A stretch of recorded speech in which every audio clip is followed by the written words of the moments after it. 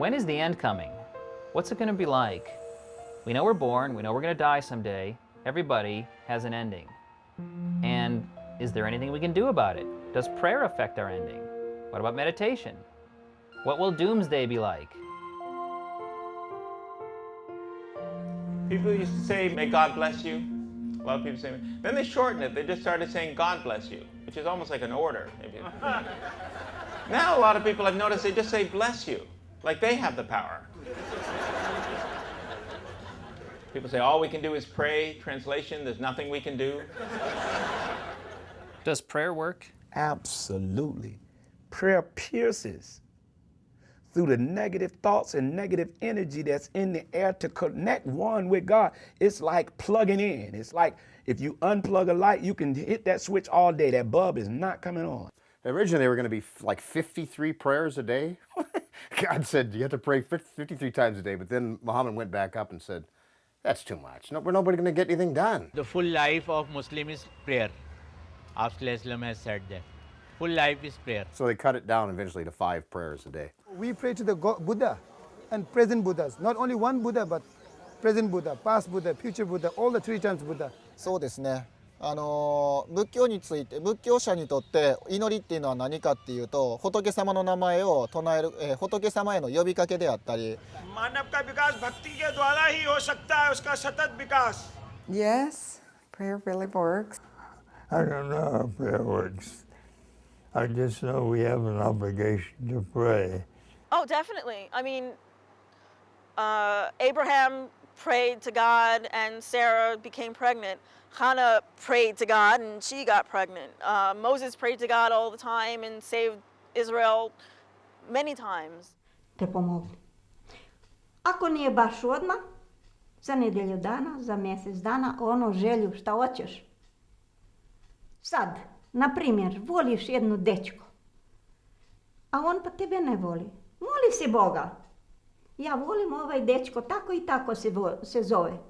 I ti moli se Boga u večer, ti za mjesec dana on ima da se zakače za tebe. De ideš, kad se vratiš i to, i te se uspune želje. Da znaš. God is inside. If you pray with your pure heart, those prayers get the answers. 如果你把事情做不好，没有正确的行为，你祈祷也是没用的。 Prayers are affirmations for your highest goal. If enough people would pray for peace on a regular basis, we'd really find a transformation of this planet would start happening quite quickly. Baba had said that the real prayer is really spontaneous praise of God, spontaneous expression of love for God. Prayer is nothing but just to remember Him. In China, we have a tradition, and after the old generation died, you must sacrifice and worship for them, which means Chinese people never forgot where they come from. What is the significance of the incense? Incense is regarded as a sacrifice to Confucius. It's also for wish making. I noticed there's some really big incense here. Yeah, people just thought the big incense you burned, the big luck you get. 人和大自然不同的地方，其实中国古代人已经认识这个问题，天只能顺着它，所以说他祈祷了没有用。 What is the difference between praying and wishing? Praying is basically communication with God. China has a long tradition to write about wishes on the stone and to wish they can be immortal with a cliff. What are all these locks for? The padlocks are for wish making. Write your names or the wishes on the back of the padlocks and lock them here. And at the same time, lock up your wishes. You don't hear the word amen. A lot of times what we use here is when we say puhua, puhua. Actually, it's not a word. It's what we use. It's a word for blowing. You're blowing your blessing to the Creator. Puhua, puhua. Prayer for me is communication with God. You need to get down on your knees, Kyle, and pray before you go to bed. Oh, I've tried that. Yeah, well, stop trying and just do it because it helps. It really helps. It hurts my knees, but the comfort that I get from the Lord is worth the pain. When I don't pray, then I have a hard time falling asleep. But if I do pray, like, you know, to God, it eases the suffering because I think that it's being heard. And that's what God is, the listener. Prayer is basically now at this stage listening, tuning in to God. Prayer works every time it's tried Quite often we don't listen for the answer, though. What happened one day without the sun, the chaos? The same it will be a life of a man, especially the Christian, without a prayer. It will be a chaos. The prayer we know now is the Our Father, which has two main dimensions to it.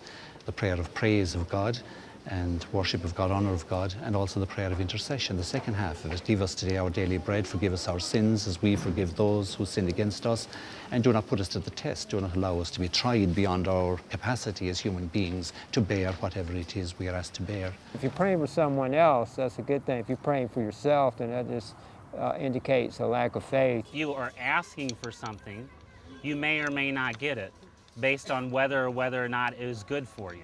He does not provide anything you ask. If it is useful to you, then he provides. What we're doing in prayer is, at least many people, is we're praying for intercession. Now, hopefully, a full prayer includes expressions of gratitude and things like that as well, but if truth be known, many of us are praying, what? For God's intervention. When we pray for help, does He answer and change things? Yes, that's why I said generally does not interfere in the free will. But in terms of helping, yes. In the Gospels, Jesus said, if two of you shall agree on earth, you can ask what you will, and it'll be granted. As long as you go to Him in prayer and you have faith in what you ask for, you will get it. You may not get it when you think you should get it, because our time and God's time is not the same. I pray, He always hears. He doesn't always answer the way I want. Prayer does not work in the sense that it's a magical formula for getting your way. You can't pray to God in doubt. You've cut off the prayer. You've cut off the blessing. You just can't put a prerequisite on the prayer. You can't tell Him when, how, where, and what. Just cry out and then let it go. I have never seen any evidence that prayer works. If it didn't work, I think people would eventually forego prayer. But I think historically, it has been a very vital and important form of ritual that has really provided a great deal of help for people. We think it's so cute when children believe in Santa Claus. But we never think how cute it is when we believe in God. It's like Santa, they write letters to Santa Claus at the North Pole, and we kind of smile. Oh, he thinks he's writing a letter to Santa Claus, and we're addressing it to the North Pole. Meanwhile, we pray to God. It's just a mental letter to Santa Claus. For most people, prayer is like asking Santa Claus for something that they don't have in their life.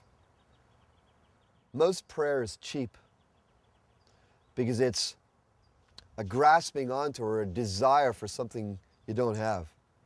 The ultimate prayer is not what can I get, but the settling in of gratitude to what already is. I prayed for people's lives that were completely hooked on drugs to see them delivered like that and their lives turned around. Some of the things I prayed for in the past, I'm glad God did not answer. But what if you were praying for your wife not to die of cancer and she dies of cancer? You wouldn't be glad of that. No, you wouldn't. We all have an appointment with death, and if all our prayers were answered, we have a tendency not to want to let go. Does calling on the deity to heal somebody else work? No, there's no evidence that that's the case. If we believe that we're going to get better, we get better. If we pray to get better, if we have faith, we get better. It's meant to be a supplication to a deity to bring about some kind of change in situation. And certainly, since there is no such thing as any deity, it's a completely useless waste of time. It works for people who pray because they're really praying to themselves. I mean, just think of how terrible the concept of prayer is. You're usually asking a deity to do something special for you. Keep me alive, keep me well, don't let me get sick, I want to be wealthy. I mean, there's all kinds of prayers. No, you're praying to yourself. I had an experience when I was 24 where I was abducted by this guy and I was kidnapped for several hours and he kept saying he was going to kill me. Obviously, he did not succeed, but during that entire time, I prayed. It made me calmer. I mean, it works. Now, if that happened to me, I would not have that to rely on. On the other hand, I think I would have thought of more ways to get out of my situation because I also thought that God created that situation for me. By praying, by having this sense of hope, by alleviating these otherwise mortal strains that we possess, it seems that the act of prayer enables us the ability to, heal faster, feel better. I think positive attitude works for me, and good thoughts. I think that prayer may help people to focus themselves better. I think praying is useless. I think it's just something people do because you have the pattern of being a helpless child at some time in your life, and then you grow up and you always have that sense of helplessness. So you extrapolate that into some heavenly Father that will intercede in your behalf. Yes, if we pray for something, it can have a positive effect, but so can any positive mental attitude. And enough people are concentrating on something, whether it's done through the power of prayer or the power of belief or just the power of the mind. For the person who's praying, it may release certain endorphins or certain kinds of things in the body which make us feel good. A significant number of things that we do, medicines, up to 40% of their therapeutic effectiveness comes from placebo. For instance, I don't prescribe, but if I send one of my patients for antidepressant medication and they take something that's going to take 2 weeks to metabolize, but they come in the next day, I feel better. That's not the medicine. Prayer works like the placebo effect. Prayer is a request of somebody who isn't listening. Now, that doesn't mean that it doesn't benefit the person to make the request. Prayer works because the individual that prays gets to feel better as a result of that prayer. Prayer works because faith in a pill, faith in God, faith in your therapist, faith in your mom can really get you through. Your faith, your belief, is what makes it work. The laws of statistics say that every once in a while something which appears very miraculous happens. People have a very strong tendency to zero in on those, focus in on them and remember them. And so it seems to some people that the world is just full of miracles going on all the time. The most religious people on earth are the people with the least. It's not the rich billionaires who have the most to be grateful for. You'd think they'd be the ones in church every Sunday, but they never go to church. Every day read the Word of God.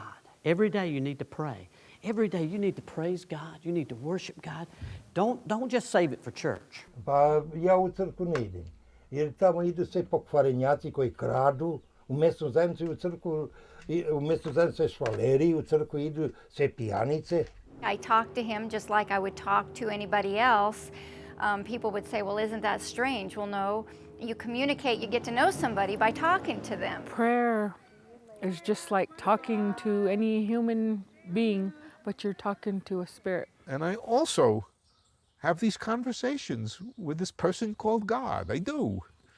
I don't think that means there's a God. I think it simply means there's some neural networks up there that tend to do this. As I pray, as I read the scriptures, it becomes internalized in me, and so that hopefully I actually become more aware of God's presence. The Talmud says, he who prays, if he gets up from his prayer a better man, the prayer has worked. The whole Christian tradition speaks, I think, about prayer as being an end in itself. It's not something that we, though we're encouraged, ironically, by Jesus to keep on asking for things, but to seek God's will in our asking.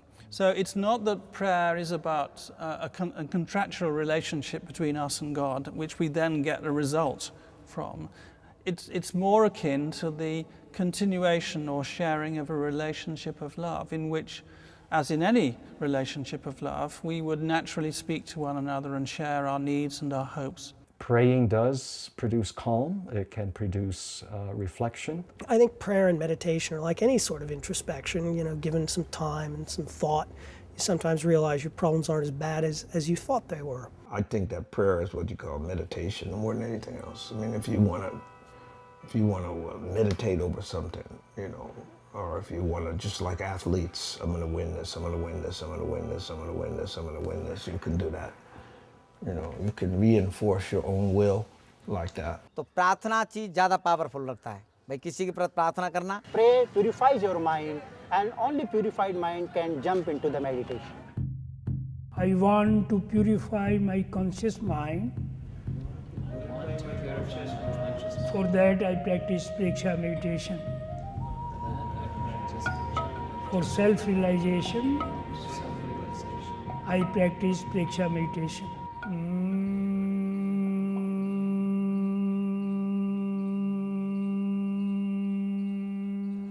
Meditation इससे अलग है, वो ध्यान है, वो अलग से उसको गुरु के द्वारा प्राप्त किया जाता है, बगैर सदगुरु के नहीं मिलता है चैंट वो meditation.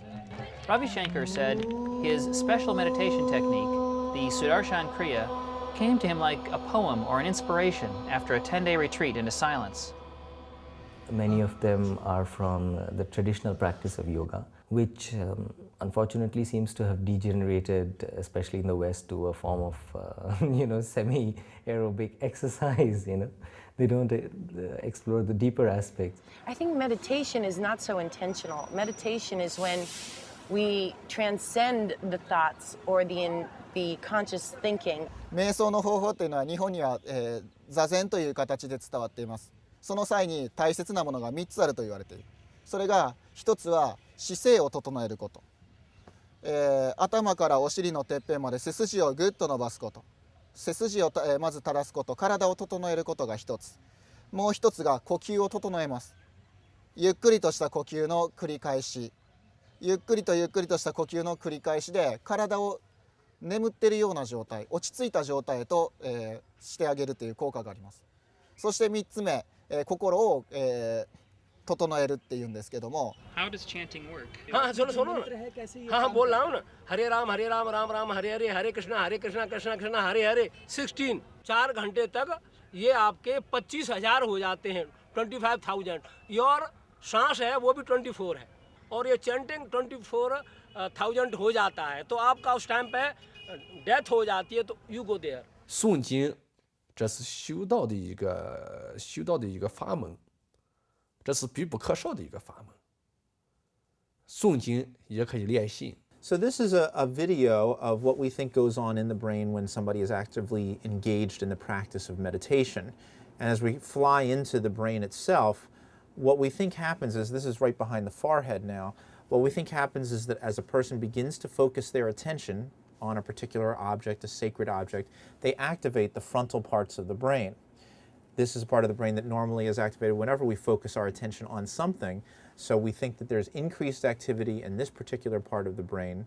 And then it works in conjunction with several other structures to activate other parts of the brain. And in this case, we're showing an activation of the visual area of the brain, because this is a person who is doing a kind of visual meditation, a Buddhist meditation, where they're actually calling forth a visual object in their mind, a sacred object, and therefore you have increased activity in the frontal lobe. It brings forth the image in the visual areas of the brain. And then what this is now showing is that in the initial phases of the practice, they orient themselves towards that object. So they set themselves apart from the object and they see where they are in relation to the object itself. And then as this whole process goes on, what the brain actually does is it purposely focuses on the object, but it also screens out all of the irrelevant sensory information. And as that happens, you see a drop of activity in this area of the brain called the parietal lobe that normally takes our sensory information and tries to create a sense of ourself and tries to orient that self in the world. So we've hypothesized that during a practice like meditation, if you start to screen out the activity that's getting into that area of the brain, it's still trying to give you a sense of yourself, even though you begin to lose that sense of self and you begin to lose that information upon which to work. So that sense of self and other, that sense of the difference between yourself and the rest of the world starts to get blurred.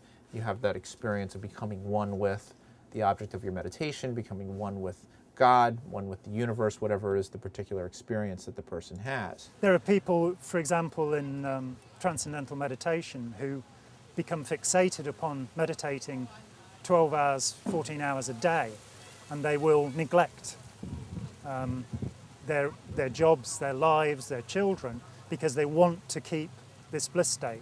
So what can happen is that a hypnotic state becomes very much like a drug addiction or a drink addiction. If that goes long enough, they really do lose their entire sense of their self. They lose their sense of any kind of distinction between objects. It might be described as an absolute unitary kind of experience, an infinite oneness, an undifferentiated oneness, and that these are really at the core of what a lot of these mystical meditative types of experiences actually are. तो ध्यान की लंबी अवधि मतलब ध्यान के मतलब अपना शरीर का अनुभव शुद्ध Buddha. There has to be a deeper spiritual aspect, an aspect of inquiry, an aspect into who am I, what am I here for?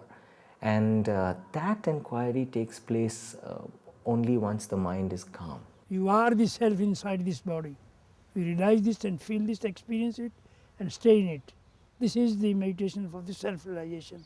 That process of inquiry or self-referral is, I would say, the starting point of the spiritual path. The link between soul and supreme soul is known meditation. Power comes like a shower into our soul.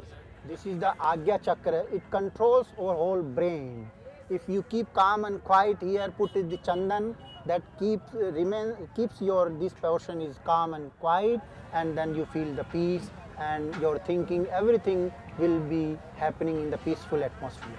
悩み事がある人にとってもそれは有効だと思います。普段の悩みを一回リセットしてしまう。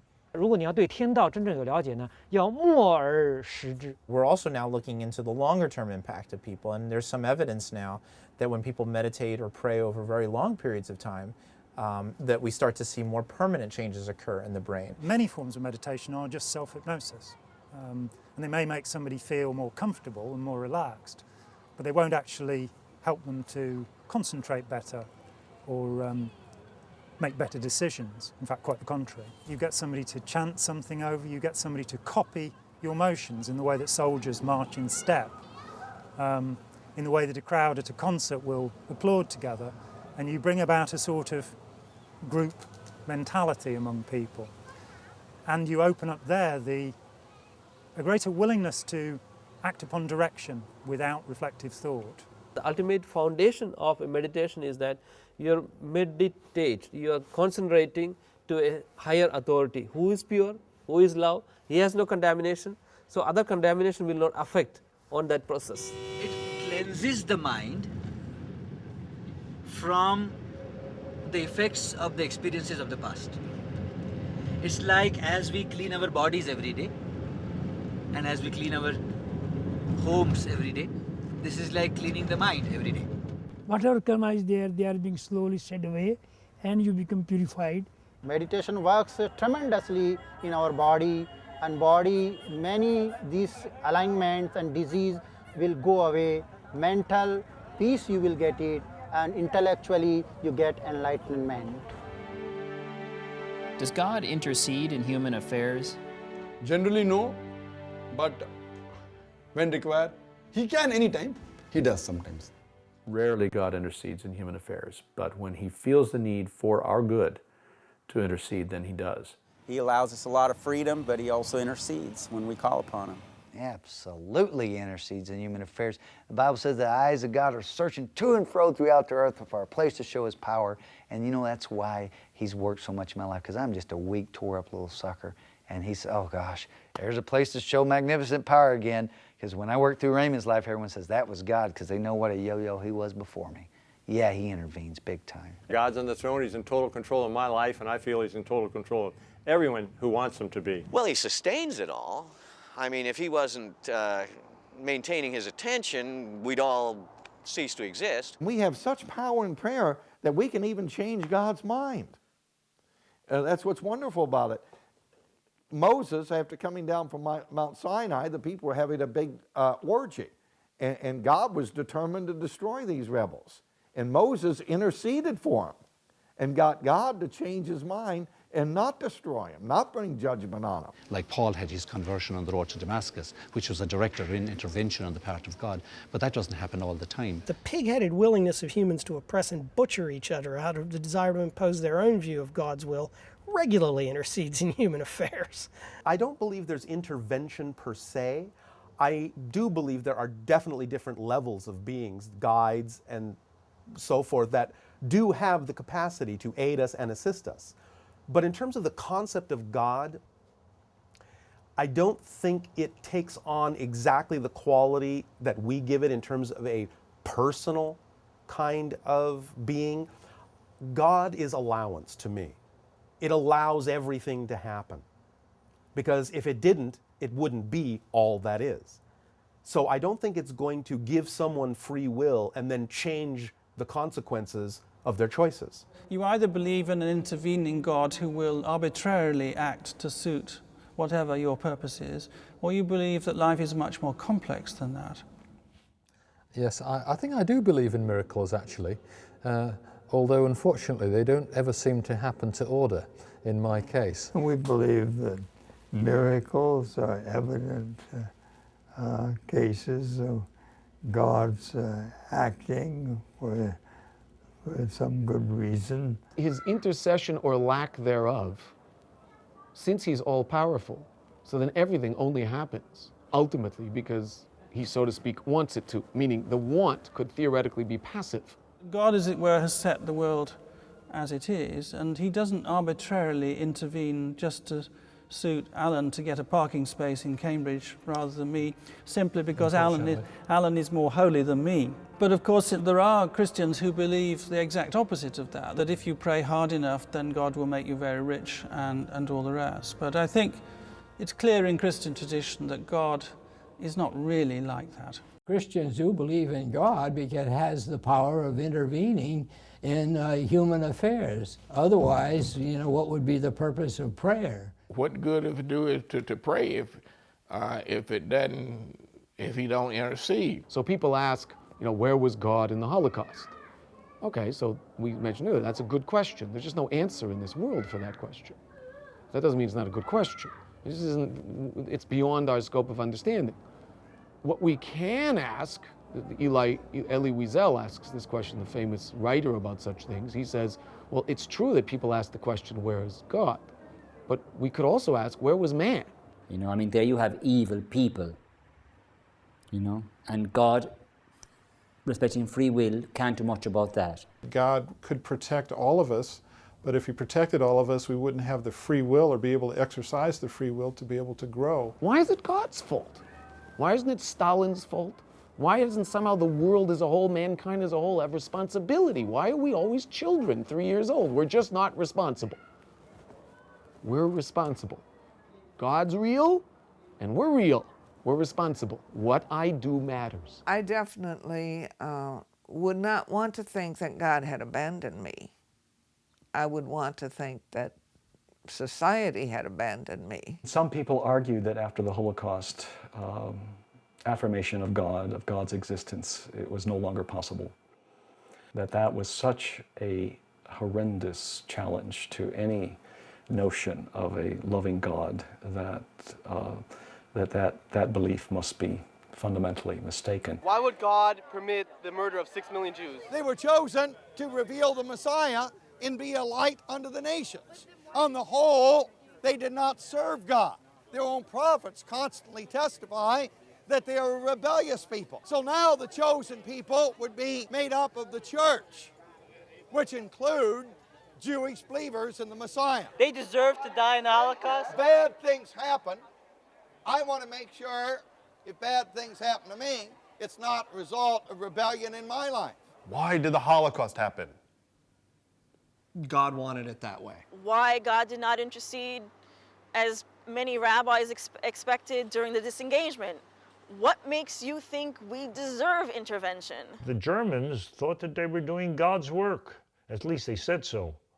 Actually, they did it to steal everything from these people. We think that they were Jews and they suffered and because of their religion, but the fact is there must have been some past connection. We don't know. Maybe they were the hordes of Attila the Hun. They didn't die.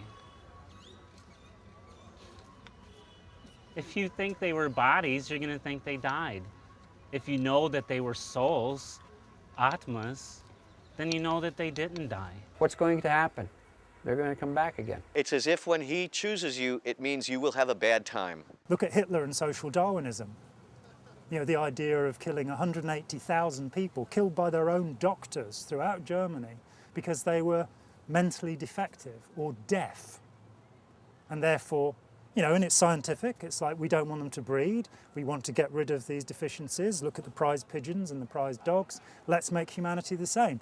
You can rationalise such things, and the dangers are fairly obvious. I mean, and having said that, of course, the US sterilised, I think it was 60,000 people before that, and that was approved of by Jewish, Catholic and Protestant leaders. And Hitler wrote a letter to the president congratulating him. Mehera Baba said, and this has to be seen in the correct context, that he said, Hitler did my work. So I come from a Holocaust family. Hitler did my work. Nobody else could have made the Jews cry out to God like he did. I can be sensitive to the godliness of the event and say, wait a minute, I'm being challenged by God to relate to this event with joy. I was not be here today if there was no Holocaust. My grandfather was married to his first wife and had 2 daughters. They died in the Holocaust, and then he married my grandmother. So I wouldn't be here today. So is the Holocaust a bad thing? For me, no. Otherwise, I would never be born. If nothing else, people said, let's make sure that doesn't happen again. The state of Israel could not have come about had not been for the Holocaust. The Holocaust deniers then claim that Hitler was the Jews' best friend then. See? He gave you the state of Israel. Many rabbis think the nation of Israel is far worse than not having it because the Messiah hasn't come. And if the Mashiach hasn't come, then you can't have a state of Israel. But then you get any 3 Jews, you have 5 opinions. He's the worst mass murderer you can conceive. One time Mehera Baba said, not a leaf moves on a tree without my will. I believe he's responsible for every death. Must number in around 1 trillion by now. The wicked must be allowed to do their wickedness. That is, that God is not going to intervene to prevent evil people from doing their evil deeds, but that to God the manner of death is over in a moment, and then without pain the spirit returns to him, and the righteous who suffer for his name's sake are of course received in love and joy. I have to believe in some sense that God is beyond that, and that there is some kind of life that's beyond this one. And that in some sense there's a balancing of accounts that occurs somewhere. People were praying, and so if no one prayed, how bad could it have been? Maybe God planned it to be really, really, really bad. Who knows? Maybe he's saving us from killer comets every day. But as far as we can tell, he does not seem to intervene. Why does he allow disease, famine? Why does he have forest fires? Why does he have, he allows everything. If we believe in him, he lets everything go.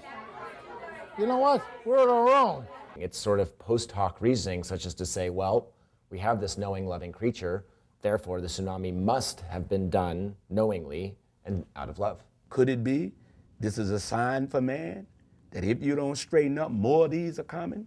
The natural disasters come about as a result of man's sin, and that I believe man's sin has polluted the planet. And so the planet can't function the way God intended. Was it Katrina that hit New Orleans? Yeah. You have to look at things like 3 days later, it was going to start the biggest gay rally in New Orleans that they have, you know, and it wasn't able to happen. I find that hard to fathom because so many of the people that I saw who were struggling with and hurt and pained by Katrina were very innocent people. Why do innocent people die, like in the tsunami? उनके जो पाप थे ना पहले जन्मों के संस्कार उसके द्वारा ऐसा होता है. It's a little vague, that message, isn't it? Like, I mean, I could believe God was sending us a message if a hurricane landed on a gay bar.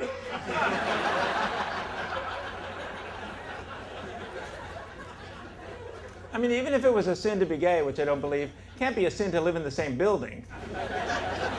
Would God kill innocent people? Yes, we know he did. In biblical times, the flood killed innocent babies. What does the flood prove? Well, if it actually happened, it would mean that he's not only evil, but he's really, really bad planner. Because he could have organized the world so much more cleverly so that situation would never have arisen.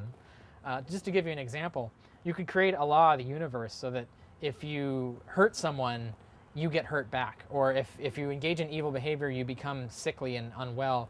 Whereas righteous people who are good and morally good, become immune to disease and injury. So you have a law of the universe where the more moral you are or immoral affects your strength and invulnerability. In a world like that, you wouldn't ever have a situation where you'd have to destroy. Everybody's so evil, I have to kill them all.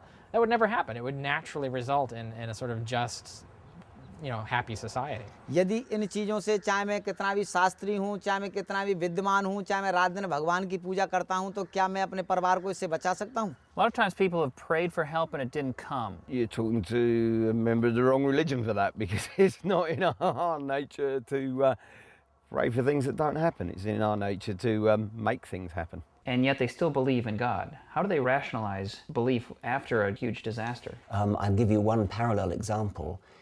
Baby chicks, baby chicks imprint on humans and they follow them around, as it were, in mistake for their mother.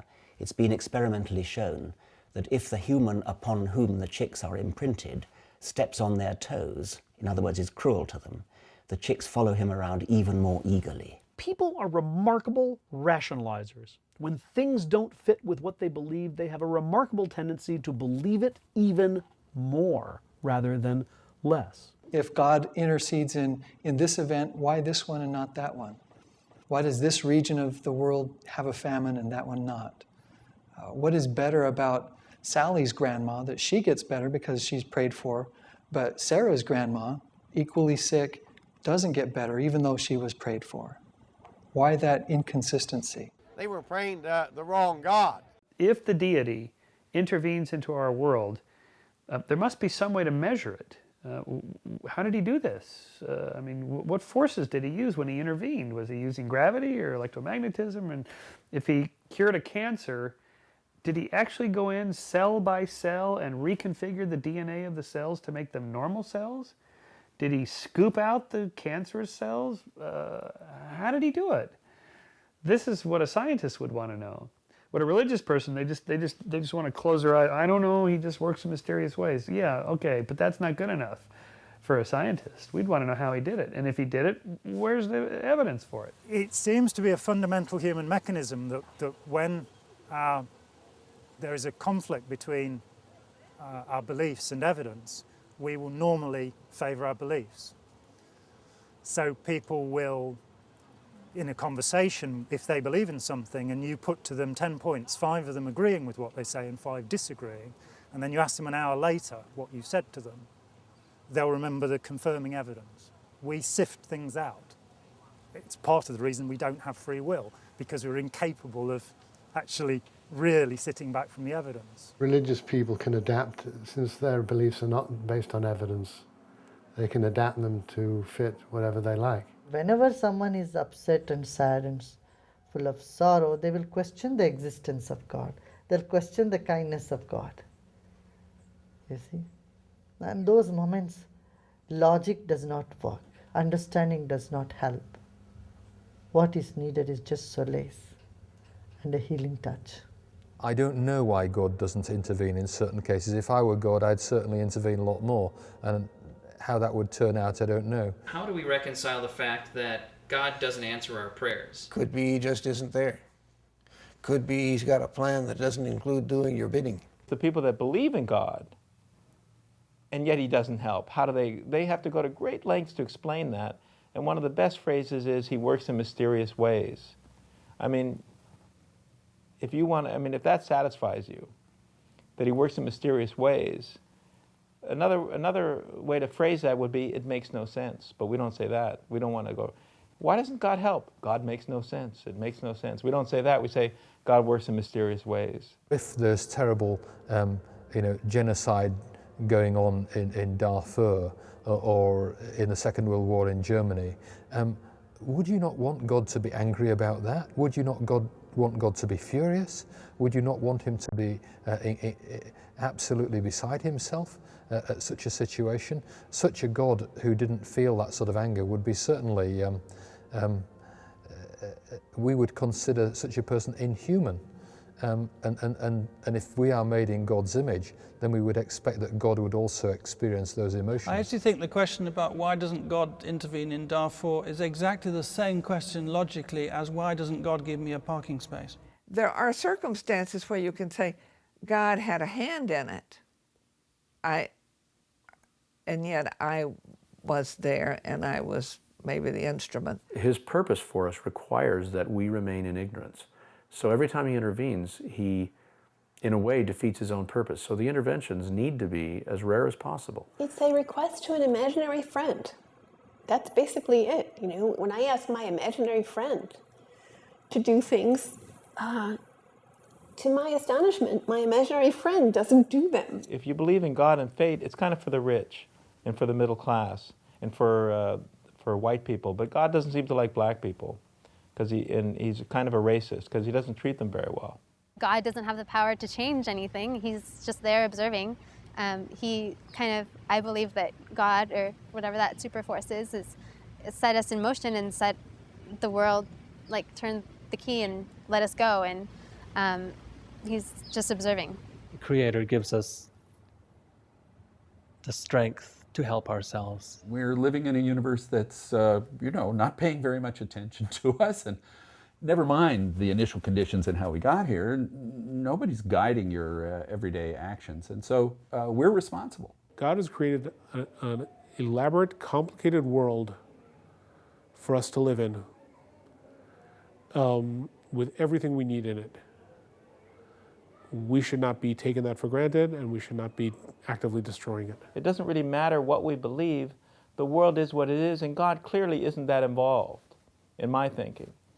We always want to say, well, God is on our side. I mean, wouldn't we have won by now if God is on our side? And if God is on our side, then what does he feel about the other side? I mean, he created they're all God's creatures. Is he like, no, they're dead to me? He's actually picked a side. And then he picks a side, but he doesn't help. I mean, if he's on the Jews' side, and then how do you explain the Holocaust? What good does it do to have God on your side? Why do we have to suffer? I mean, if we didn't suffer, if we were happy all the time, how would you know you were happy? We know that you're the great physician, and we pray, Lord, that you will take the pain away. Sometimes when we suffer is the only time we grow close to God.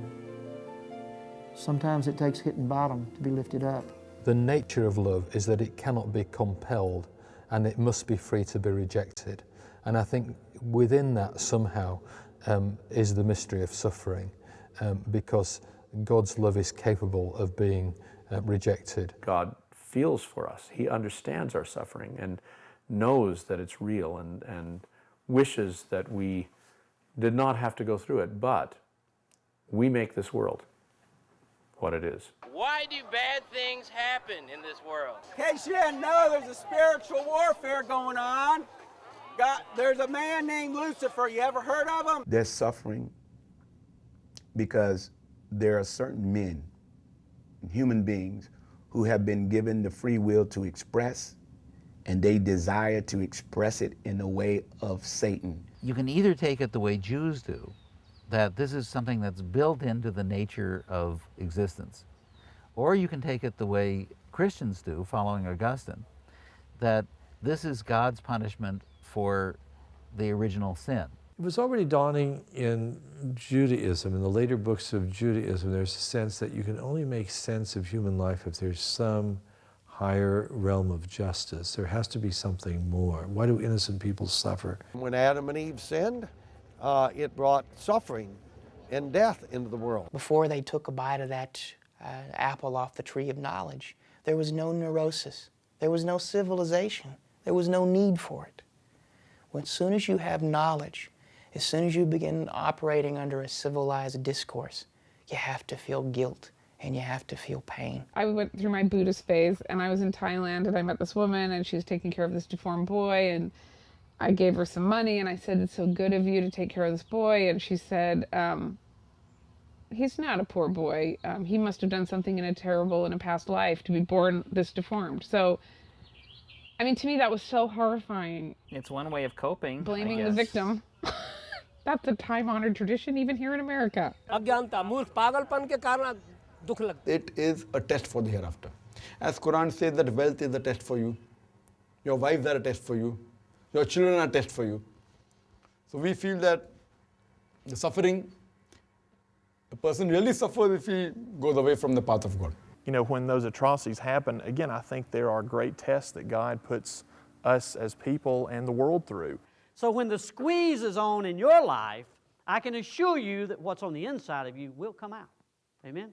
So God brings things up so God can bring those things out so that we can be molded and fashioned into a likeness of Christ. This is a face of Christ suffering by Benozzo Gozzoli. There is suffering because this is part of the nature of the world that God seems in His love to have created. You can't have love without suffering. If He's such a benevolent creature, this God, why does He allow all these terrible things to happen? To me, it's one of the best arguments there are against the existence of the deity, and it's rather amusing to see theologians and religious people twist and turn and grind their brains over trying to figure out an answer to this, and they come up with what I think are just the lamest answers. Oh, God works in mysterious ways. Oh, well, thanks a lot, you know, and or He has He has a greater plan for you. Oh, a greater plan for children that die of leukemia. What could that be?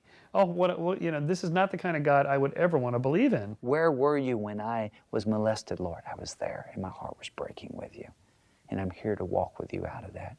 Will you forgive them? And those are the things we deal with here as a pastor all the time. It's constant. Why do animals suffer? Why do trees suffer? It's part of existence. Why is there suffering in the world? The only answer I have for that question is because we are imperfect. Suffering is just a byproduct of living in an environment that really wasn't designed for us. I'm going to put it as simply as possible. I think the reason for suffering is to learn that you don't have to suffer. Because suffering actually is a good thing in most cases, because it causes you to avoid the thing that was causing you to suffer. If we thought that falling out of a tree wasn't such a big deal, then we wouldn't really still be here as a species. So it's a survival mechanism. Suffering is to remind us that this world is not our home, we're passing through it. And if we did not suffer, we would linger in this world and be satisfied with being under the deluded concept that we are human beings and not rightfully the spiritual beings that we are. We'll be helping each other to survive, to get through, and wait for that new world, that better world that's coming. But we're going to suffer. We're going to watch our people suffer. Not only them, but all the other people. But we have to be ready and start getting ourselves prepared for that time that's coming. Suffering is the teacher extraordinaire, really, by which we come to terms with emotional problems and physical problems and social problems, everything there is in life that we have to learn to transcend and do well. We suffer because we are not honest with ourselves. The source of our pain is not being conscious. Not being conscious. If people were conscious of themselves and their real needs, they wouldn't accept most of the things. Most people vote against their own self-interest because they don't know their self-interest. Most poor white people who are against black people don't understand that they are voting against their self-interest. There's more poor white people in America than anybody else. Most of the people on food stamps are white. Most of the people on welfare are white. So to be against that is to be against yourself. Why is there suffering? So that you could ask this question. There's no question you could not ask this question. Well, you see, when there is no suffering, there is no service. There is no compassion. Pa ne bi bio interesantno ako ne bi bio. Bi poludi, jer čovjek I od dobar život poludi I od loš. We have to live with the fragility and vulnerability of our bodies that can lead to indescribable forms of suffering and pain, but also can lead us to the heights of ecstasy and joy. Think how awful the world would be if we all lived forever. We're biological machines evolved to survive on East African savannas, and evolution can't design a perfect mechanism. Evolution doesn't design perfect mechanisms. Evolution designs mechanisms which are better at leaving living descendants than the other mechanisms that were around at the time. And so there are flaws in the mechanism, and those flaws, when they lead to disease like cancer, they will lead to suffering. Nature creates more opportunities than can ever be fulfilled. More organisms are produced than can survive. So some inevitably must suffer. Suffering is almost inherent in the Darwinian process. Natural selection is a ruthless process, not deliberately so. These experiments that have been done with herbs to make them grow lush and wonderful, they did. They grew them in hothouses, but they had no flavor. Apparently an herb has to struggle and suffer a little bit before it has any character. It helps with evolution. It helps evolve a better creature out of a lesser creature. Because I suffer, am I therefore cruel to other people? We know something about me then, don't we? Because I suffer, am I therefore kinder to other people? That's what tells you who I am, not the fact of suffering. Suffering's part of human life. We've got to remember God's perspective. I mean, think of us as parents. We look at our children and, oh, nobody suffers like a 3-year-old who is not getting what he wants. Watching my grandbaby, who's not even 2 yet, when she is thwarted and frustrated, oh, she cries, she screams, it's terrible, life is over. And yet the thing she wants is often destructive to her, and of course she's not going to get it. And she's not going to get her way because it's destructive to her to always get her way, too. She has to be taught that there are limits, that you have to respect the desires and rights of others, that you have to obey your parents. I look at it this way, we get so many blessings that we don't deserve. When things are going well, people tend to forget God and give themselves the credit. I think sometimes bad things have to happen to stop worse things from happening. 这个从孟子的时代来讲呢，他更多的是认为人类的这些遭受的这些苦难呢，主要是由于这个政治领导者没有这个恰当的做好他的领导。And this is what Spinoza said. Part of learning to live is learning to have your desires go with the warp and woof of the world and not against them.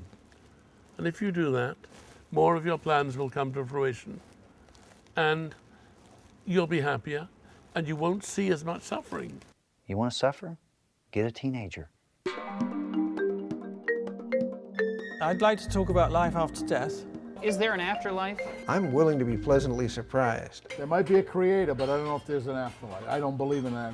I believe I'm part of this universe, and I've always been part of this universe. And when this body dies, I will still be part of this universe. Whatever it is that is Alan or me will, by God's grace, continue to be in a form that is entirely appropriate for that form that we need to be with God in heaven. The afterlife is a place where there's no tears, there's no pain, that man will live forever, and they'll live in the presence of God. And like it was in the day of Adam, he'll walk with man in the cool of the evening. It's going to be incredible. It's going to be walking with Jesus Christ, walking with God. Pain-free. Yeah, pain-free. I was talking to someone the other day who spent most of their life in a wheelchair and said, I hope I'm not going to go to heaven without my wheelchair.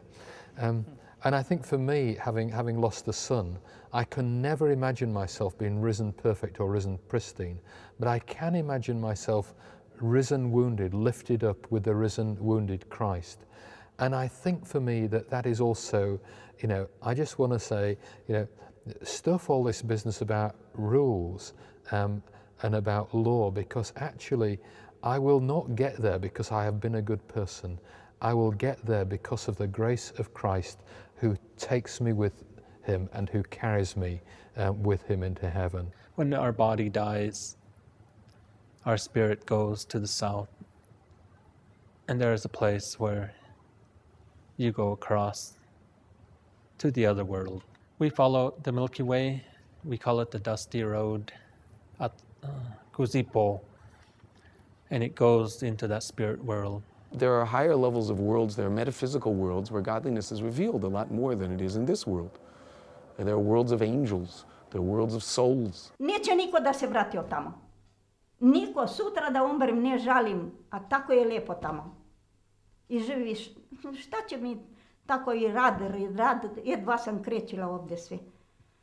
Da, ostariš, to je teško je. 当我们修炼，在道教里面讲修炼修仙，就要修成纯阳，就没有阴，全部是阳。当你修炼纯阳的时候，就变成仙。人就是这么一辈子嘛， I almost feel like apologizing for continuing to reference the voice that's in the head or the ego and the awareness that we have in our heart and can develop further. But I'm pretty sure this part of us is going to die. And that whatever awareness that we can develop here will carry on. When I go, I go. I go into the ground. And I take my place with the other bacteria in the ground. I believe that human life cannot just snuff out from one minute to the next. I mean, as a priest, I've been present at the deathbed of many, many people, you know, and I can't understand how somebody who would have lived 70 years and who would have lived consciously and well and would have struggled to develop, to mature, to, you know, to be the best they possibly could, and that all that comes to absolutely nothing. And that is the whole purpose of the revelation of God, that there is a divine life after this life on earth. If there were not, I think our life on this earth would just be a sick joke. I do believe that there is what is classically called an afterlife, but only because I don't think we can cease to exist. Because I think once something exists, it always exists. Now, it may exist in a different form. Who doesn't want to live forever? You know, if you thought it was like going to be without pain, if you thought it was going to be like, okay, the pain's gone, all the suffering's gone, you get to live forever, who wouldn't like that? Even though I'm enjoying life, I wouldn't want to do this again. I'd live forever if I could. That'd be great. I have no aversion to the idea. I know some people say, well, I just get bored.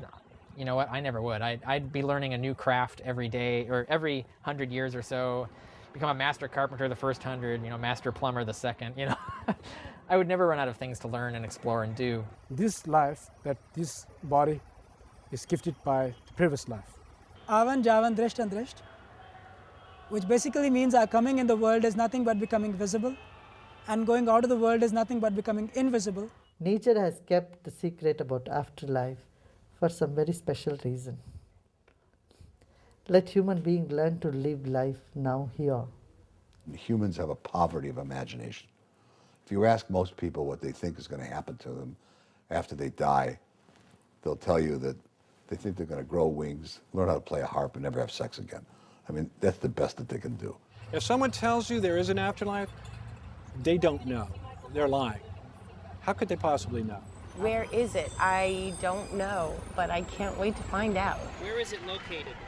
It's located in that sukshma, the subtle world that we cannot perceive through our senses. We don't believe in heaven is a physical place or hell is a physical place. If we don't have physical bodies, we can't be put in physical places. あるとすれば、それはやっぱり人の心の中だと思います。どっかの場所、ここの場所にあるとかいうことは言えないでしょう。Why do we need an afterlife? We are smart enough to know that we die. And I think all of this is a big reaction against that profound understanding. The afterlife is virtually necessary for any culture. It's almost impossible to find a culture that doesn't have one. An afterlife serves as compensation for an unhappy life in this world. One of the reasons we believe in an afterlife is that we want to feel significant. 就是现实解决不了，他就寄托来世。 I believe most people are interested in the idea of the afterlife because maybe the life they have on this planet right now isn't so great. Maybe they haven't achieved the sense of celebrity or status or riches that they desire. So therefore, the best hope is to sort of project onto this otherworldly place of existence a sense of hope and a sense of worth that they can somehow achieve. What my 5-year-old granddaughter does not know is that she's going to die. It isn't until a child is about 7 or 8 years old that they understand that death is part of the package. Once you understand that you're going to die, you know, that your rosy-cheeked companion who suddenly dies and his color drains from his face and he turns cold and waxen, and within a couple of months, all you have left is a bunch of hollow, socketed skull and some bones, that's so terrifying that people had to make up these incredible stories that we don't really die, you go someplace else. The burial rites and rituals that early human species and so forth did began probably about 100,000 years ago with some of the Neanderthal kinds of burials, and that's really the first evidence that we have of of some kind of human or primate actually engaging in that kind of process. And that does coincide with the elaboration of larger structures in the brain itself. Some guy somewhere must have been looking at some woman who delivered a baby that looks just like him, trying to figure this out, you know? And at some point he said, wait a minute, this child is the product of my essence mixing with her essence to make this particular child. And once he understood the concept, he produced a new concept which changed the relations between men and women forever. It's called the concept of paternity. Once he understood that he could have a child that he could name, that he could leave his weapons, his stocks, his bonds, his property to, and that this child will live on, that he could escape death by achieving a little degree of immortality by having a child that looks and has his name and looks like him. If there were an afterlife, would we have some measurable evidence of that?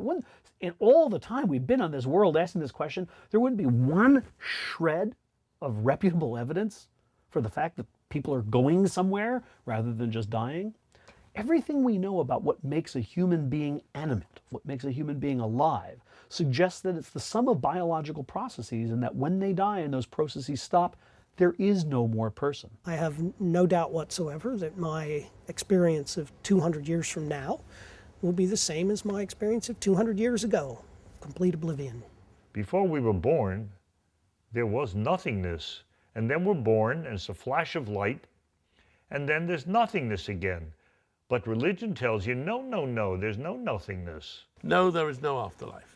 Unless you believe that when you're beating an egg, if you take the beater out of the egg and put it away in the washing up machine, beating continues in some kind of cryptic way in an afterlife. Does somebody need an afterlife? I mean, is this life not good enough? No, it's absolutely not enough. Nobody wants to die. When we pass on, where we're going is better than where we are.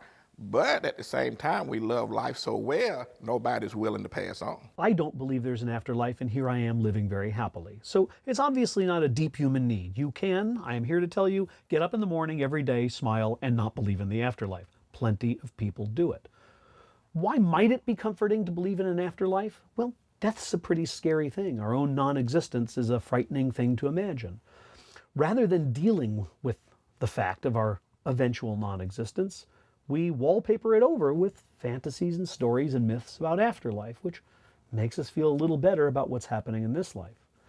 Political scientists, of course, would give you a slightly more insidious answer, suggesting that an afterlife is how you keep the masses poor and unhappy, but working hard during their entire lives, as you promise them that their reward will come later.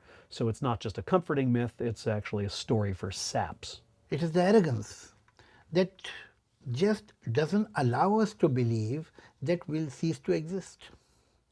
And that is where religion comes handy. That is where religion finds its market. That it sells an idea that don't worry, when you die, you will not be dead. You will not cease to exist.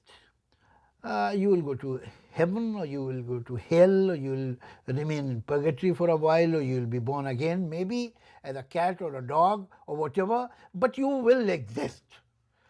So this is a great consolation, because we just don't want to believe that such a wonderful person like me will cease to exist. The afterlife has to do with what remains in the memory of the people that you have known. Michelangelo left a hell of a lot. He lives on. When you go stand in front of the David in the National Gallery in Florence, it's the most awesome thing in the world to say that a human being made this, and he died, but this is alive. This life is all that you have, and we try to make this experience with as little hell and as much heaven as possible. But let's say their consciousness ends with you, with your one and only life. If that's true, then how tragic if you lived your life doing something you hated doing. My theory is I'm going to live as if there is no afterlife and make the most of it. And then, whatever happens next, I'm ahead of the game.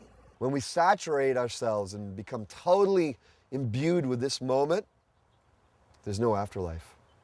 And there's no worry or concern ever of it ever again. We wouldn't be here having this conversation if our galaxy was not enriched by the death of large numbers of stars in supernova. So there is life after death for a star, and for us as a result. In some sense, perhaps. That's why we have no words for goodbye, because we all know we will meet again. Is there a heaven and a hell, and where are they located? I love that question. Why hell and why heaven? And if God is love, that's about the widest choice you can have. He gave us an extreme choice. He didn't say between this and this. He said you can choose this or this. And he gave us that kind of a choice. He had to really love us to give us that broad of a choice. Heaven is three words. It's the high region place, the good place, and the bright place. Heaven, the Bible speaks as being above, so I believe that's up in outer space somewhere, whether it's a planet or something in another universe. It's not a physical location. The soul is not a physical entity. When I was a kid, I'd have believed in an afterlife as heaven. We thought of this place where God was, and he was sitting on a big throne, and there were the angels and the saints and all that. What that is, I don't know. But yes, I do believe. Heaven used to be up there, but now we know there's no up there. There's only out there. We believe that in a physical standpoint, I think physicists currently say that there is a unified field in the 11th dimension, so maybe that's where it exists. But it exists outside of our understanding of time and place, and it is basically our reunion with God and kind of a recognition of what we've done in this life. But it's a condition primarily of the soul. We're like fish underwater trying to imagine what it would be like on dry land, and we simply don't have the experiential data to speak very coherently about it. I remember the Russians thought it was a great triumph for atheism when Sputnik went up and they didn't find heaven. We know in a dream where it doesn't really matter whether we've got a body or not. We're just dreaming and we can see pictures and images and we're floating through it, or we're swimming through it, or traveling faster than the speed of light sometimes through it, or flying through it. Now, this other world or other world state is really what we believe exists between lives, and it was where we go when we no longer have a body and when we're waiting to be given a new body. The Bible does talk about we'll have a glorified body in heaven. You know, in heaven, I'm going to be perfect. I'm going to have abs of steel, and I'm going to have, I'm going to be chiseled, and I'm going to have a great tan, and but down here I'm not. I'm very flawed. I've got my pudgy areas that I don't like, and I've got, I have to lay in the tanning bed all the time, and I have to go to the gym every day. Up there, I won't. You're forever young, and you're with your ancestors. When we're there, we can become whatever we want to be. We could be a lizard, but if you're bad all the ways, you could be the guy. You could be a piece of wood. There'll be no sin in heaven. There'll be no sickness, disease, death. And I don't know about everybody else, but I want to live in heaven. I've always thought about this. Okay, now I'm in heaven, now what? You don't hear people often say, well, what's the purpose of me being in heaven and being one with God? Well, that was the purpose of their previous life, right? It gave it meaning. Now they're there. Now what do? I don't know, you hang out. Now, when Jesus died on the cross, the thief next to him, Jesus told him when he asked for forgiveness, Jesus told him, this day you will be with me where? In paradise.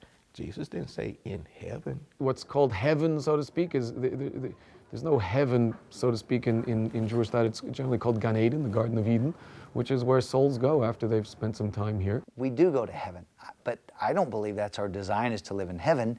Our design was we were made to live on earth, a new heaven, new earth, and we'll rule and reign with him in that way. According to the Buddhists, the heaven is here. Heaven is not somewhere else. The hell itself is here. In my worldview, you're in heaven now. And the only times you're not is when you forget. What is nirvana and how do we reach it? Nirvana is called the total emancipation, salvation, and realization of the God. And in human being only you can have the privilege to realize and reach out to the nirvana salvation, that is total eternal happiness. जिसने उसको पा लिया, ऐसे भी लोग हैं, ईश्वर को मिलकर के आए हैं. How do we reach nirvana? When you become hollow and empty. The Catholic Church taught that for one to be saved, one had to be baptized. Therefore, there was a big emphasis, especially say in the missionary centuries, of baptizing people, because baptism guaranteed the possibility of entering into heaven or eternal life. If a child dies before 15 years and full knowledge has not come, so he will go to heaven. I remember when I was a kid hearing about limbo. You know, you're sitting there, you're 6 years old, and the nuns are up there teaching, and they talk about limbo. What the hell is limbo? I thought it was a stick and did the dance under it. But limbo, apparently, those are babies that were unbaptized. They went and they just floated around forever in like this dark void. And I remember as a child hearing that, wondering, is that a pleasant experience for the babies? I mean, do they know they're floating around in limbo? Are they happy? Is it like being in a space program where you get to experience weightlessness? Or is it like, do they have a consciousness? What about babies that die? What do they do? Well, they go to heaven. God would not be just to send a baby to hell. That is not sin. Converts from Judaism to Christianity were adults. So they were able to make their decision. And then because so many mothers were, babies were dying in their first few weeks of life, and many in the first year of life, the mother said, I don't want to become a convert to Christianity and go to heaven, and my baby is left behind. So they invented that idea of a place for babies that were not baptized. And if one lives in the spirit of Jesus, you know, loving one another as he loved us, then one enters the kingdom of heaven, whether one is literally baptized or not, whether one is a Catholic or not. Are there gay people in heaven? Oh yes, absolutely, yeah. And you know, and many sinners who, like Mary Magdalene, of course, would be a good example for most Christians. Contemporary Catholics, for example, have very different ideas about what's important about life after death than did medieval Catholics. And you know, just recently the church has done away with limbo and is worrying about purgatory and talking about hell as a state of mind and being. So you see that these things change as our notion of what's important in life changes. It functions to give us an ideal to live up to. Everyone goes to heaven. It doesn't matter what you've done. You're an eternal spirit, and you always have an opportunity to learn, to grow, to change. The Muslims were told that they would have sex with 72 virgins in heaven if they die in the name of Allah. And we think that's pretty silly. They're pretty gullible. They believe they're going to have sex with 72 virgins in heaven? That's pretty ridiculous. But what's the ridiculous part? The 72 virgins, or that there's a heaven? Let's just suppose there is sex in hell. Here's the problem. All the girls in hell will be old hags. Our fables are the same as theirs. It's just a slight variation, and theirs are ridiculous, and ours make sense. Hell was never created for man. It was never created for mankind. It was created, it says, for the devil, who chose to rebel against God and his angels. That's why hell was created. The lake of fire is enough for me to steer me away from a place called hell. No, it may literally be a lake of fire, I don't know. But whether it's literal or figurative misses the point. Either way, Jesus is trying to convey something that's terrible. If it's figurative, that hell is actually something worse than swimming around in a lake of flames for eternity. Hell could be the center of the earth. They do think that the center of the earth is really hot. Is it a place of gnashing of teeth and scorpions? Well, Jesus spoke that way. Wasn't it metaphorical what he said? Some believe that. The main thing I know, it will be complete separation from God. I've often thought if there's any hell, we're living in it right now. Hell is the place where beings exist that are forgotten about. In our teachings, there is no bad place that we go because we did bad in our life. We're all taken by Creator.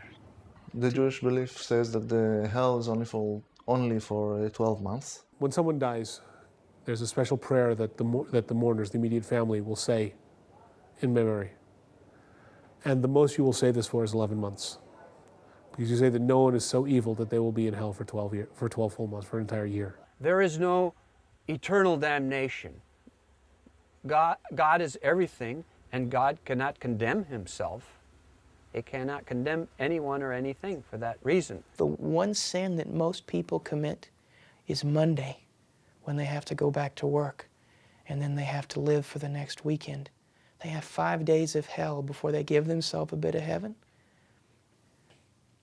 Imagine that for eternity. Heaven and hell, Satan and God, light and darkness, good and evil, these are all symbols. We're having a manifestation of God trying to convey to us a spiritual message, and spiritual things aren't tangible, so He can't show us a picture of it or compare it to anything we've seen, touched, or tasted, or heard, or we can weigh or measure in any way. So we use analogies. In one case, for example, hell is described as the dominion of darkness in the Bible. In another case, it's a fiery abyss. Now we know that wherever there's fire, there's light, so these two things are kind of contradictory. How could it be a dominion of darkness and a fiery abyss? If it was fiery, it would be light instead of dark. We know it's not exactly a fiery abyss or a dominion of darkness. There's a comparison in both of these, and that's trying to give us some appreciation for something we have no comparison to. If we're going to a better place, how exactly does that happen? What is a soul? A soul is the part of you that is endlessly submerged and rested in the momentum currently going on. Once the soul is freed of illusion, illusion does not merely cease to exist, but is then found never to have existed at all. A soul is a perception that humans have that there's a transcendental element that exists within us, a ghost in the machine. I think our soul is that part of us that is complete and knows everything and is our connection and our access to God. If it's a purely immaterial, spiritual element of who we are, there's no real way to get scientific evidence for it. We can look at what the brain does when a person feels that they are experiencing their soul doing certain things or what have you. The soul is a fiction created by people who are not satisfied that this life and what we are is enough for them. Unless by soul you just mean the feeling of consciousness, the feeling of self-consciousness, which we all of us have. The Bible calls the soul the mind, the will, and the emotions. I don't really like the word soul. I prefer the word spirit. In Mormon theology, we use the term soul to refer to the body and spirit joined. That is, we are souls right now. When we die, we become just spirits. Often what other people mean by soul is what we use the word spirit for. Like the term angels or spirits or elan vital or a lot of concepts that were anima motrix that throughout history played an explanatory role, but which science has shown is unnecessary. The soul is a type of wishful thinking that resides in the frontal lobe that somehow believes that the biochemical processes in my brain will continue functioning after the biochemistry in my brain has stopped. Maybe the soul is just that stardust. Maybe it's just the part of us. Maybe it's just the fact that matter seems to continue. Maybe that's it. Or maybe, to borrow from the Christian narrative, it's the essence of God. The soul is the Spirit of God that was put in man back from the beginning of time, when He breathed into man's nostrils and man became a living spirit. I see the resurrection of Jesus as involving body as well as spirit, and I think that's what's meant for each of us. When we're resurrected, then the spirit and the body become inseparably joined, and we become a complete soul forever. And that's what resurrection is for. That's why we believe that God has a body, that Christ has a body. ईश्वर और आत्मा एक है, उसका link ही आत्मा से है, शरीर से नहीं है. हमारा मन बुद्धि आँख ये कुछ नहीं है. What we call sota is just our shell. Amugwa is our spirit. And once that spirit leaves, your body dies. It's like an empty shell. Soul is the life in your body. Without soul, you'll be dead. You can look in the mirror and you can see the sun, but when the mirror is shattered, it does nothing to the sun. So this is a connection between our spirit and our body. When the body is broken and shattered, it returns to dust.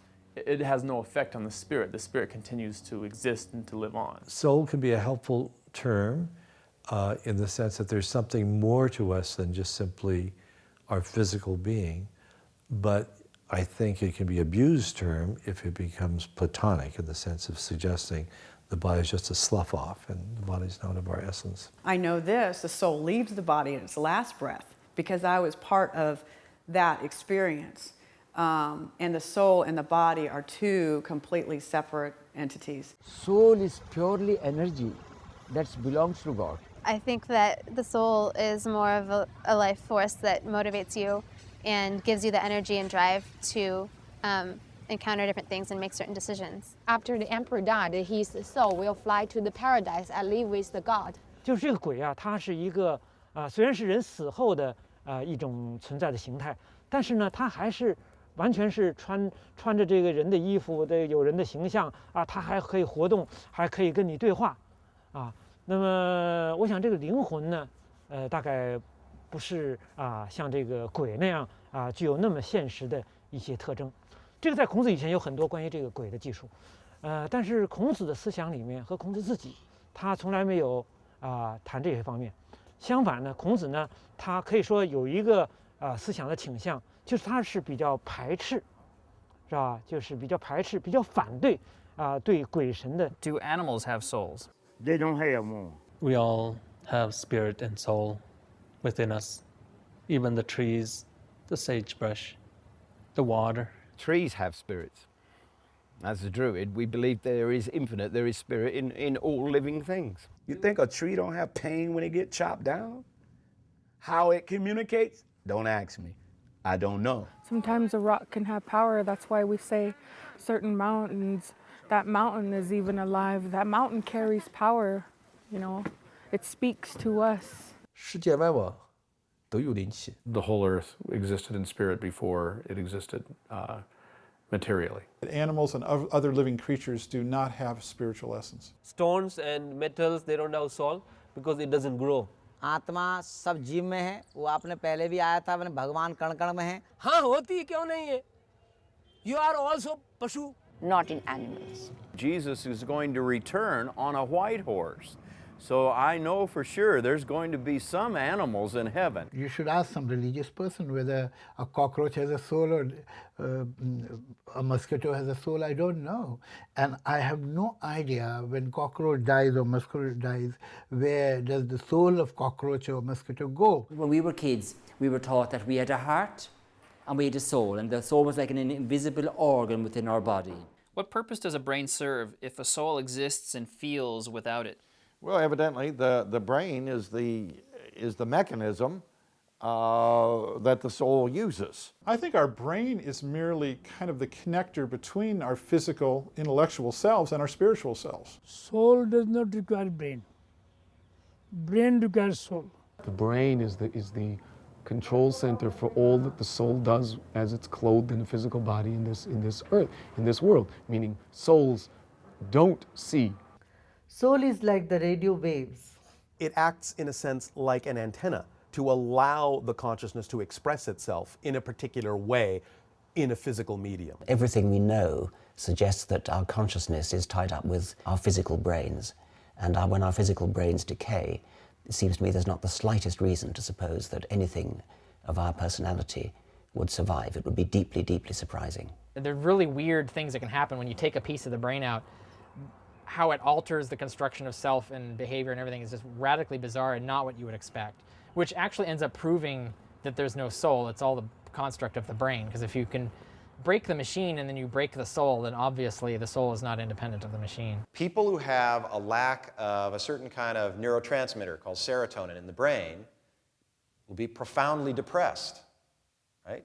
So if there was a mind that somehow wasn't connected to the brain, these people can't lift themselves out of this at will. You have to give them serotonin or something that can help them produce serotonin. The more we know about the brain and what we used to call the soul and the mind, the more we realize that its basis is entirely physiological. And you shut down the brain, and that's it. The brain, when it doesn't function right, can cripple us just like when any other organ doesn't work right. But the spirit has a perfect memory, a complete memory of everything that we've ever done and experienced, which we can only tap into slightly through the brain. And if collectively you took the firings between neurons, that would be what a thought is. It has a physical realization in your brain. Once my DNA is disintegrated, my memories that are stored in all my neurons, once those are gone, where could they possibly go? There is no medium of transfer. There's no energy pattern that sort of carries on. No one has ever measured anything like that. When our time is over and our soul leaves our body, does it still have our thoughts and memories? Evidently, it still has it. There's definitely still a residue of some aspect of our personality, absolutely. Do I think we will be completely wiped clean of our memories? I don't believe that because that's almost like denial. I think this life has got a continuum with the life that's going to come. There's some connection there, otherwise this life would be meaningless. I think our spirit, when it leaves our bodies, still carries the memories of our life here on this earth. And in fact, in all the lives that I think spirit has, from that perspective, you can actually remember them all. Although there is a place that houses all those memories, in the end, those memories are not vital to us. I believe it would have all the memories. As far as thoughts go, I'm not sure how thoughts would work without a physical brain to ping-pong them around in. What purpose does the brain serve if the soul can exist and feel and see without it? The brain wouldn't serve any function, really. I mean, if you could, and store memories too. If the soul can store memories, you don't need a brain to store them. You sometimes hear people talk about out-of-body experiences, near-death experiences, where their soul supposedly floats above their body and can see and hear perfectly fine, curiously in color. I don't know why, but they can't see ultraviolet or any other frequencies. They see in 3D without eyes, without two eyes to focus. So anyway, they can do all these things apparently without the brain, but if they could do all those things without the brain, they wouldn't need the eyes. And the same thing would go for the ears. If you can hear fine without ears, you wouldn't need ears. The ears can be damaged, but if your brain can hear fine, or if your soul actually, your soul can't even be injured, supposedly. You can't put a bullet through your soul, right? So there's so many advantages to having a soul do all the work that the brain does that clearly we wouldn't need brains if we had souls. How can you have a mind without the brain? It's like saying, can you have hunger without stomach?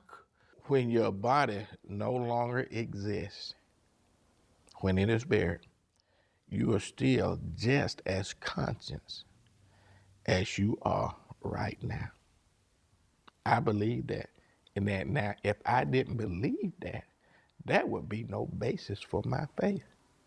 Jesus said, because I live, ye shall live also. The soul is the inner part, the real inner part of man's being. It's the real me. As a therapist, if you hang out with me once a week, or better, we do it psychoanalytically, hang out with me 5 times a week, slowly but surely I can alter you.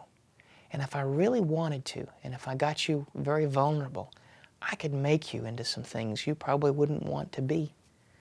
But I don't think that affects your soul necessarily. I think that's a different thing. Gandhi did believe in continuity of life, eternity of life, which is a very Hindu concept. The same concept exists in Jainism and also in Buddhism. The soul that brings you here to this life, and then still your soul never ends. Even though there may have only been 60 million physical people on the earth some time ago, and now there are 6 billion plus, maybe the number of souls hasn't changed. Maybe souls have just got the ability to split themselves in such a way that they can create more personalities and have more experiences, but it's all the same number of souls. At the same time, maybe souls are coming from other places, other experiences, other planets, other dimensions, saying, I'd like to experience what it's like to have a life on Earth. And so you get someone new to the neighborhood. God had a whim, and that whim was latent inside of God to know himself.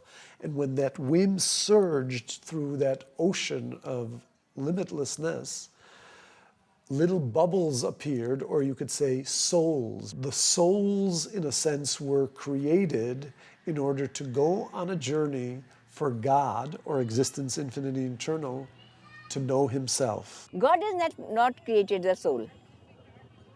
We have got the soul according to our past karmas. The last moment of this life is the first moment of your next life.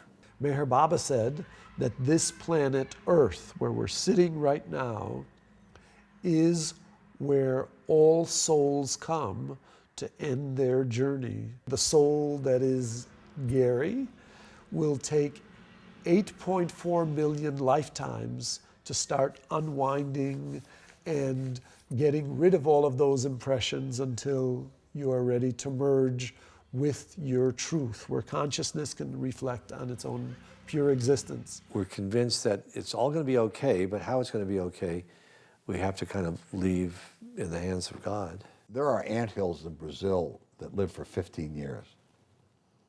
The life of any individual ant is 120 days.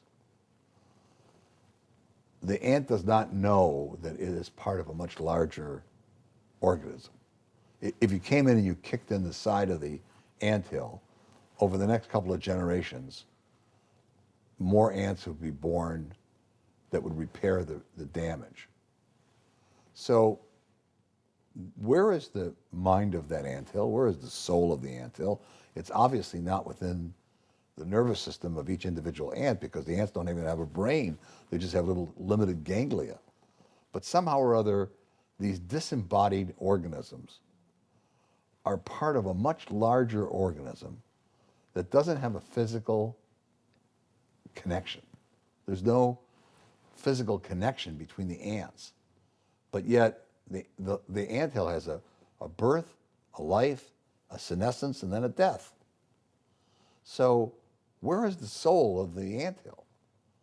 And similarly, are we humans part of a much larger organism that our consciousness contributes to? And each one of us, by becoming a little more conscious, contributes to this global consciousness, or even interstellar consciousness. And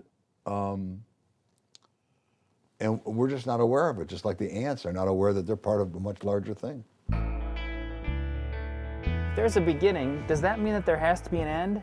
And if so, how soon is it? It's going to be when I fall down. We have teachings about the end time that's coming.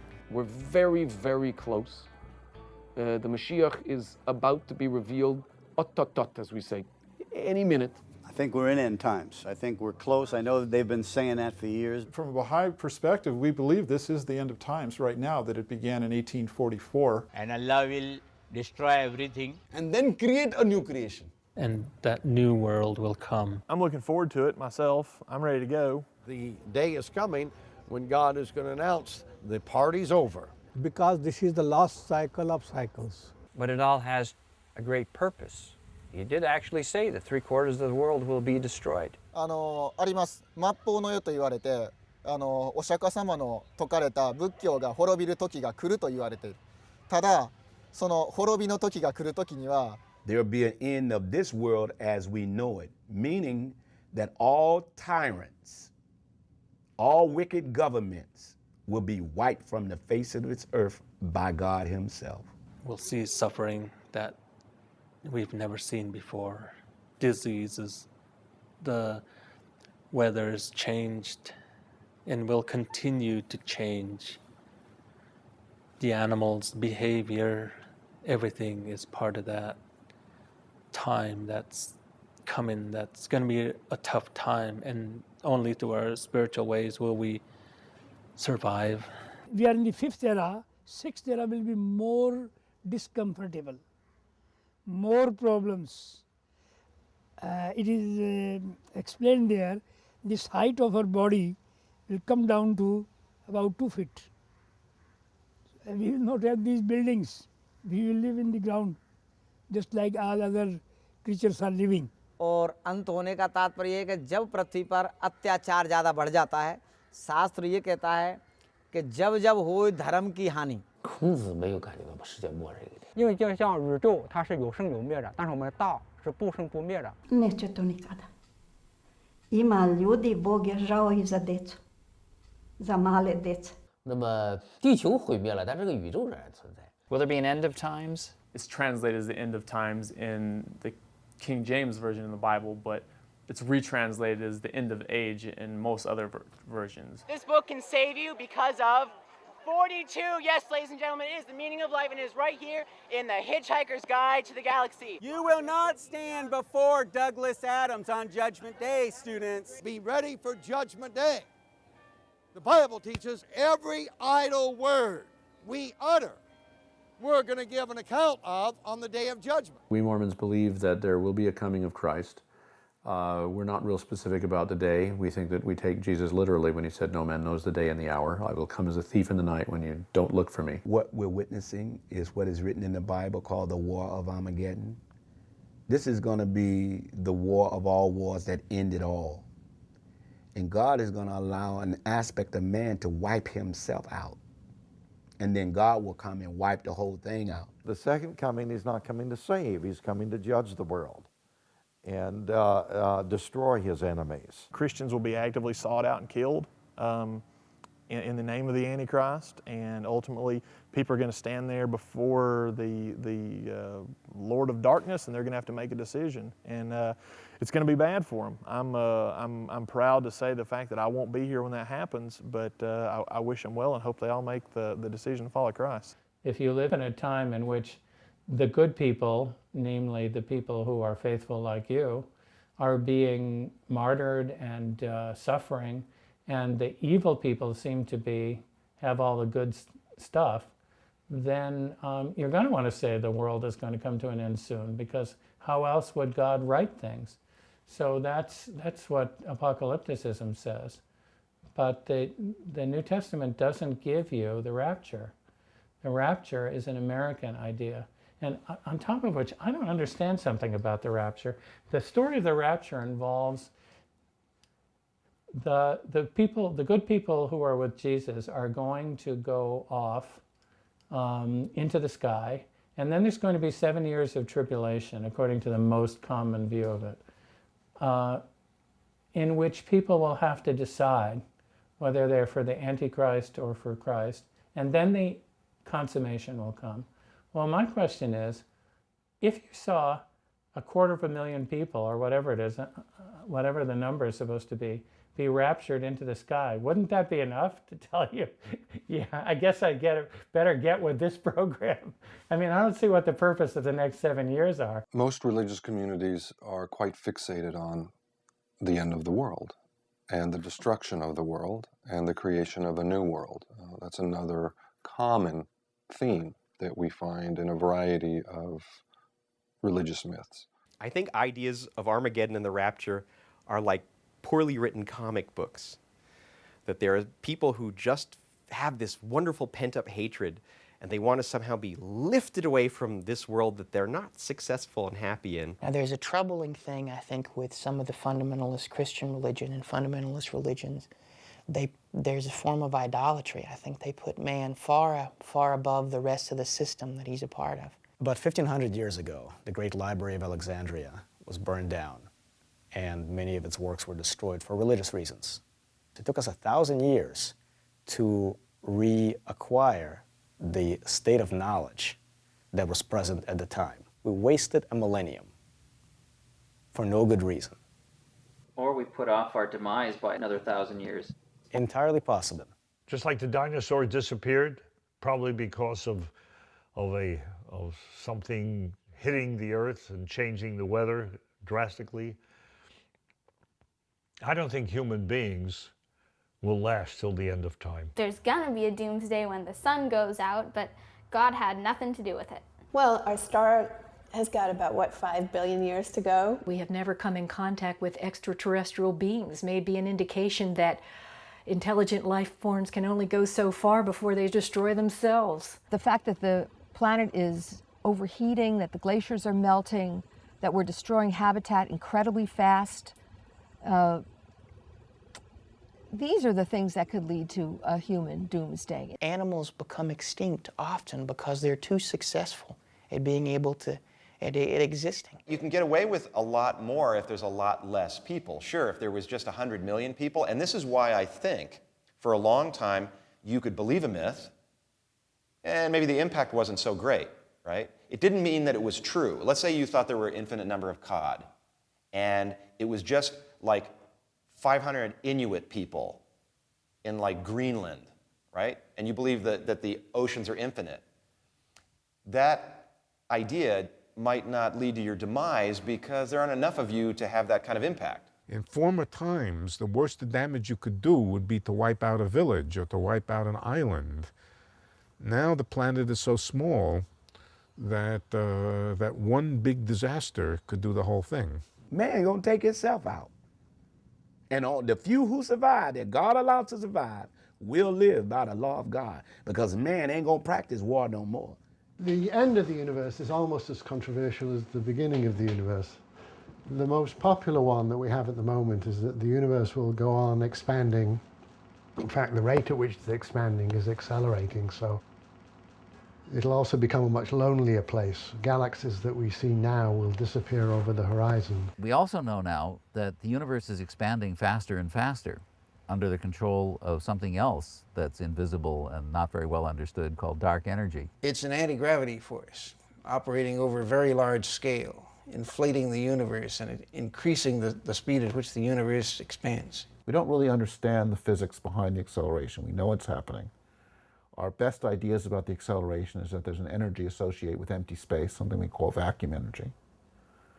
We think it may even be connected to the connection between quantum mechanics and general relativity. And only those regions that are held together by dark matter will survive. Everything else is going to be torn apart. The universe will slowly get colder and colder. Now, my colleague Freeman Dyson argues that this isn't the end, because if what we care about is, say, having thoughts, that's what we're going to measure being alive. We can get more efficient with time. So every time the universe doubles in scale, we can have the same number of thoughts at half the energy. Then life doesn't die. Cosmologically, we would like us and other life forms to be able to carry out what we want to do on less and less energy. If we can achieve that, we will avoid dying a cold death. The world and time are in cycles. They are like sphere. There is no beginning or end of a sphere. The notion we have is that there is a start and a finish to things, and that there's a linear sequence. Time moves from beginning to end. That's just sort of the way we look at the world naturally. And so the idea that there's an end of the world and an apocalyptic end, well, there is kind of a natural, intuitively that makes sense. Then what religion does is graft onto that consequences, moral consequences. You will be tried, and there's somebody keeping score at the end, and it'll all be fixed. When is the end coming for us? It's up to us when the doomsday is coming, or if it's coming. We can't go on the way we are, with population, greenhouse, all of the things that we're well aware of going on at the way they are. But to totally wipe out life on the earth, it would take a really unusual occurrence. Even the climate would have to go outside of the bounds of what's currently predicted. And so there will be some group of us will survive, and 1,000 years from now, things will be different, hopefully very much better. We have no knowledge of when things are going to end. And you know what? This very moment is so full, so alive. Anytime I'm not entering this moment fully with another person, with my loved ones, that's doomsday. Doomsday is keeping yourself separate. And rejuvenation and life is becoming available and making yourself available to others. Boy, that's the most debated thing. You come to Texas and they go, "Oh, you're a Christian?" "Yeah." "Well, do you believe in pre-tribulation, post-tribulation?" I say, I'm a pan-millennialist. It's all going to pan out in the end. But the end is the ultimate happiness. If you achieve the enlightenment, if you achieve your ultimate happiness, that is the end. I think God couldn't destroy this earth. It's just too beautiful. After the 14th century of this 3 bubonic plagues and 100 years of war, and absolutely one of the most catastrophic centuries to live in, and you put a microphone up. So what do you think of this new century that's starting just over the horizon? Not one person alive anticipated that the Renaissance was beginning.